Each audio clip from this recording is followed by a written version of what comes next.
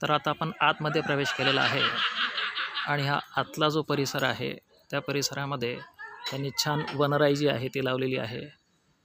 फळांची आणि फुलांची झाडं जी आहेत ती यांनी या ठिकाणी लावलेली आहे आणि फळं आणि फुलांनी लगडलेला असा हा सुंदर परिसर जो आहे तो आपल्याला दिसतो आहे. चला तर आपण पुढे जाऊया. हे बघा, मुलांना खेळण्यासाठी या ठिकाणी सुंदर अशी बाग जी आहे ती केलेली आहे.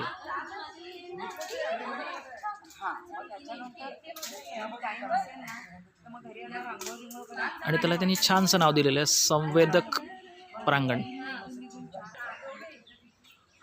हे संवेदक प्रांगण काय आहे ते आपण समजून घेऊ. हे बघा, म्हणजे या ठिकाणी मुलांच्या संवेदना ज्या आहेत त्या संवेदना जागृत होतात. अशा पद्धतीने त्यांनी या ठिकाणी निसर्गामध्ये योजना जी आहे ती केलेली आहे. हे बघा, या ठिकाणी बांबूचा छोटासा जो ब्रिज आहे तो केलेला आहे, ज्या ठिकाणून पायाला संवेदना ज्या आहेत त्या मिळतात. हे बघा, आता हा रॅम्प आहे. या रॅम्पवरती त्याने वेगवेगळ्या प्रकारचे नैसर्गिक गोटे जे आहेत ते आणून ठेवलेले आहेत की ज्याच्यावरून चालण्यामुळे मुलांना एक वेगळ्या प्रकारची संवेदना जी आहे ती मिळते आणि आनंद मिळतो. ही एक प्रकारची थेरपी आहे असं म्हटलं तरी चालेल. आणि इथं जे आहे ते मुलांसाठी झोपाळा वगैरेची व्यवस्था जी आहे ती केलेली आहे. आणि या ठिकाणी फळं आणि भाजीपाला जो आहे तो पिकवला जातो, जिथून हिरव्यागार भाज्या ज्या आहेत त्या मुलांना उपलब्ध होतात आणि याचा संपूर्ण वापर जो आहे तो मुलांसाठीच केला जातो.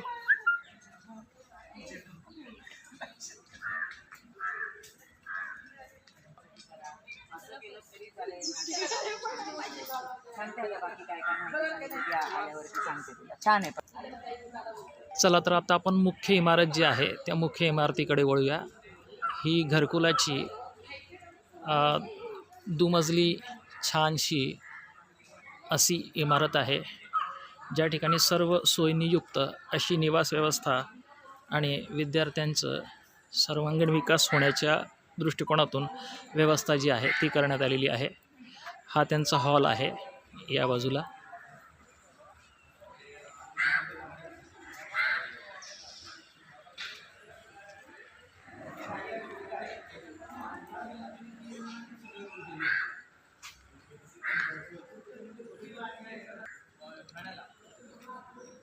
अशी व्यायामाची जी उपकरणं आहेत ती सुद्धा या ठिकाणी आहेत.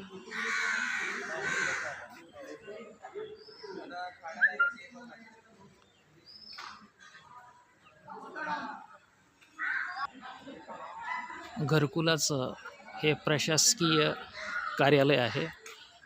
या ठिकाणून घरकुलाचं जे प्रशासन आहे ते चालतं.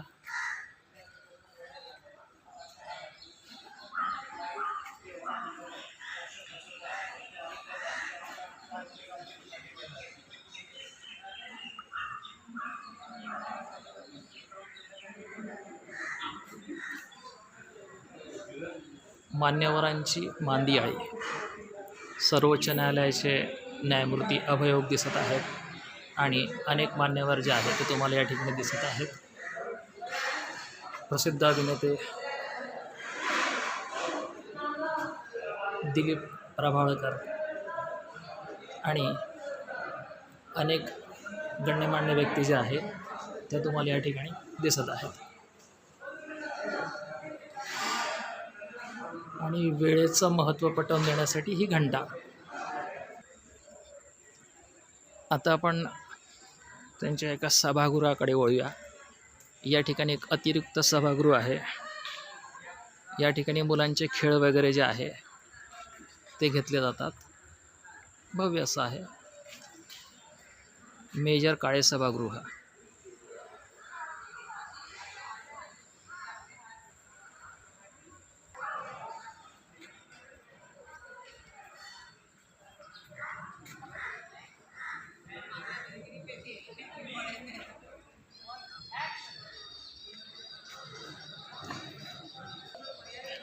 छानसं तुळशी वृंदावन, धार्मिकतेचं महत्त्व पटवून देणारं.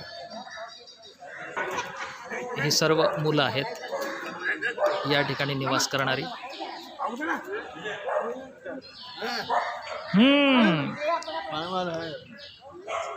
चला, झालं जेवण?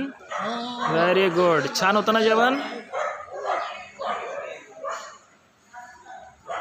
आज रविवार असल्यामुळे काही पाहुणे मंडळी आलेले आहेत इथं. हे मेजर काळे. जेवण आटोपून मुलं बाहेर आलेली आहेत.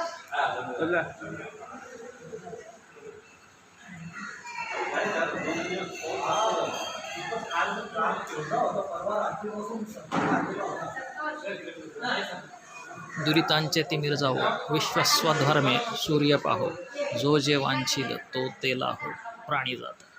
संत ज्ञानेश्वरांची या ठिकाणी छानशी प्रतिमा आहे आणि घरकुलाला जे जे मिळालेले स्मृतिचिन्ह वगैरे आहेत ते या ठिकाणी ठेवण्यात आलेले आहे.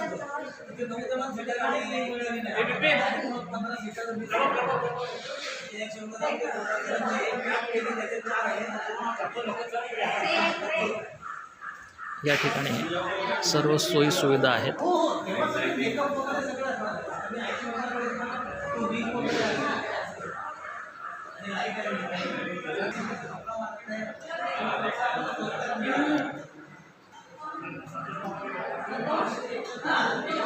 हे स्वयंपाकघर बघा. या ठिकाणी गंधर्व जो आहे तो जेवतो आहे. मी तुम्हाला जवळून दाखवतो. जेवण चाललंय. हे बघा, गंधर्व जेवतो आहे. जेव जेव.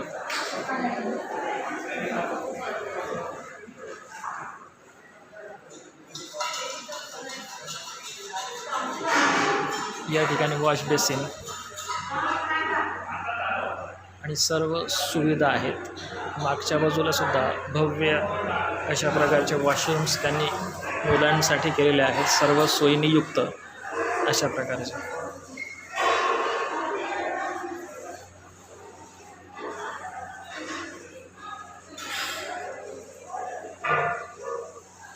हा सर्व मागचा परिसर आहे.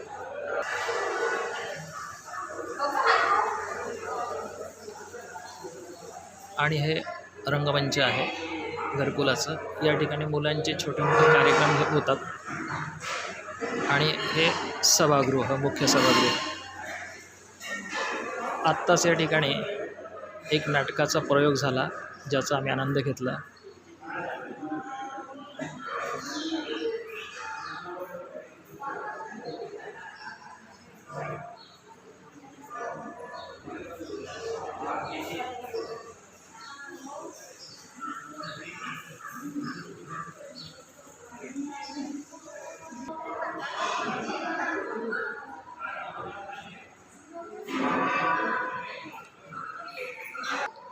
वरच्या मजल्यावर मुलांची निवासाची व्यवस्था आहे.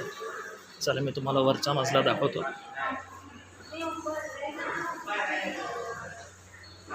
हे बघा, अतिशय स्वच्छता हा श्वास आहे घरकुलाचा. कुठेही तुम्हाला कचरा किंवा अस्वच्छता जी आहे ती शोधूनही सापडणार नाही. आता आपण आलो आहे पहिल्या माळ्यावर.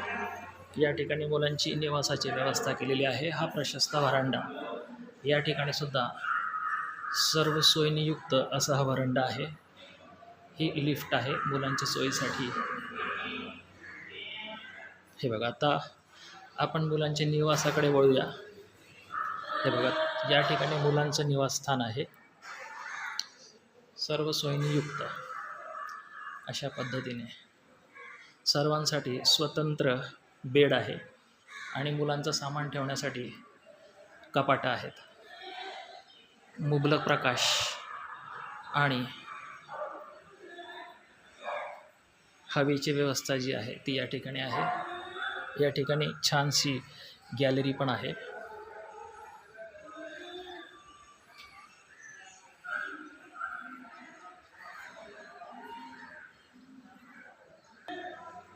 हा निवासस्थानाचा दुसरा रूम आहे. या ठिकाणी पण खूप छान अशी व्यवस्था जी आहे ती केलेली आहे. स्वच्छता, टापटीप, नीटनेटकेपणा, समृद्धिमंत उदाहरण. प्रशस्त व्हरांडा,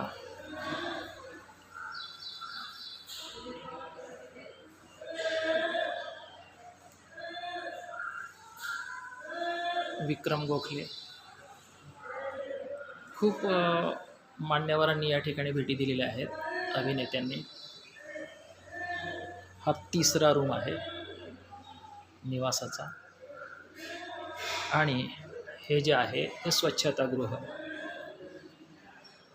स्वच्छतागृह अतिशय स्वच्छ, नीटनेटकं आणि पुरेसं.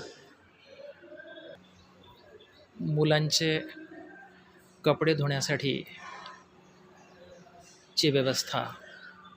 आणि हे मुलांचे रोजचे कपडे, सर्व मुलांचे रोजचे कपडे जे आहे ते या टेरेसवरती वाळत घातलेले असतात. आणि सर्व विद्यार्थ्यांचे जे कपडे आहेत त्या कपड्यांवरती विद्यार्थ्यांची जी ओळख आहे ती ओळख लिहिलेली असते, जेणेकरून ज्याचे कपडे त्यालाच जे आहे ते मिळू शकतील.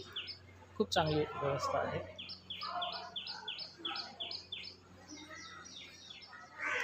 आणि हा आजूबाजूचा जो परिसर जो आहे तो दाखवण्याचा मी तुम्हाला प्रयत्न करतो. हा बघा, आता हा संपूर्ण जो परिसर आहे हा पलावा लोढा ग्रुप जो आहे त्या लोढा ग्रुपने हा पलावा जो आहे तो विकसित केलेला आहे. त्याच्या आजूबाजूला हा संपूर्ण परिसर जो आहे तो अतिशय विकसित जो आहे तो विकसित झालेला आपल्याला दिसून येत आहे.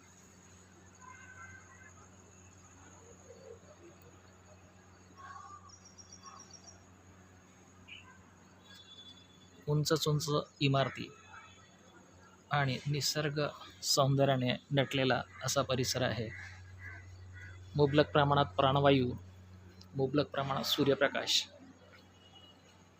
खूप छान. धन्यवाद.